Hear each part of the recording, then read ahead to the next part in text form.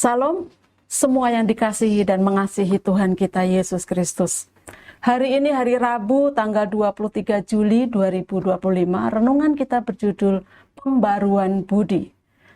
Firman Tuhan kami ambil dari kitab Roma pasal yang ke-12, ayat yang pertama sampai dengan ayat yang kedua, demikian bunyi firman Tuhan. Karena itu saudara-saudara, demi kemurahan Allah, aku menasehatkan kamu supaya kamu mempersembahkan tubuhmu sebagai persembahan yang hidup, yang kudus, dan yang berkenan kepada Allah.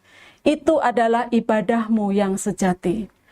Janganlah kamu menjadi serupa dengan dunia ini, tetapi berubahlah oleh pembaruan budimu, sehingga kamu dapat membedakan manakah kehendak Allah, apa yang baik, yang berkenan kepada Allah, dan yang sempurna.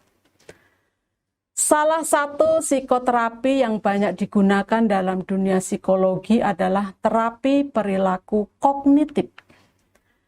Pendekatan teknik terapi ini adalah untuk menangani pikiran, emosi, dan perilaku negatif pasien, di mana terapis akan membantu pasien untuk mendapatkan perspektif yang berbeda, sehingga pola pikir dan perilakunya dapat berubah.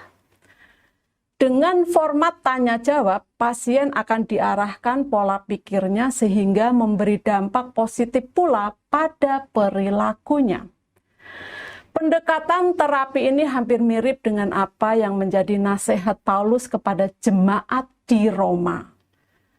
Setelah menutup bagian pertama dari suratnya dengan doksologi, yaitu di dalam Roma 11 ayat yang ke-36, Paulus melanjutkan dengan apa yang harus dikerjakan oleh orang percaya, yaitu mempersembahkan tubuh mereka sebagai persembahan yang hidup, kudus, dan berkenan kepada Tuhan.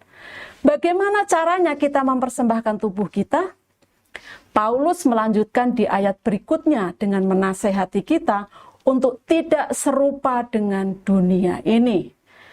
Kata dunia di sini berarti hal-hal yang bertentangan dengan Tuhan, termasuk seperti yang Paulus sampaikan di surat Korintus, yaitu hikmat dunia dan penguasa-penguasa dunia yang akan ditiadakan oleh Tuhan. Bagi Paulus, cara agar kita tidak menjadi serupa dengan dunia adalah memperbaharui budi kita. Dengan pembaruan budi, kita dapat mengubah perilaku karena kita mengetahui mana kehendak Tuhan, apa yang baik, dan berkenan kepada Tuhan. Dalam bahasa Yunani, pertobatan memiliki dua dimensi. Dimensi pertama adalah kita berbalik 180 derajat dari dosa-dosa kita, dan dimensi kedua adalah kita datang kepada Tuhan. Berbalik dari dosa tanpa datang kepada Tuhan akan menjadikan pertobatan kita sia-sia. Inilah yang pernah disampaikan oleh salah satu rekan kepada saya, bagaimana sulitnya meninggalkan dosa. Ia berusaha keras untuk menolak godaan dosa, bahkan menjauhi hal-hal yang membuatnya tergoda.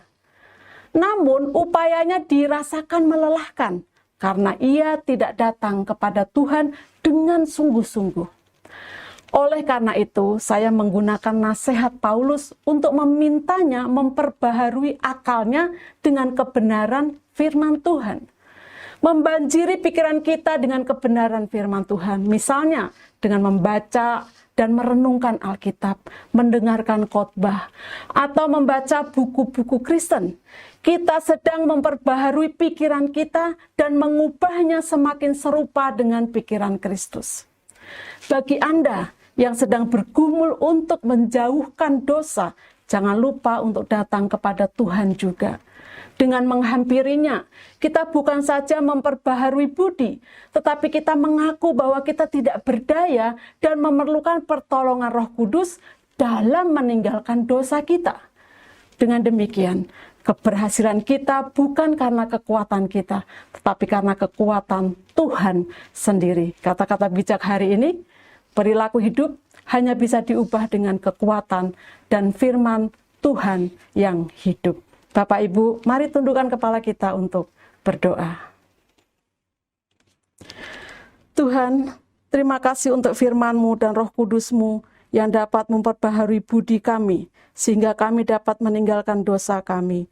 Dalam nama Tuhan Yesus, kami berdoa dan bersyukur. Amin. Puji Tuhan, kami berharap renungan ini menjadi berkat bagi kita semua. Tuhan Yesus memberkati. Amin.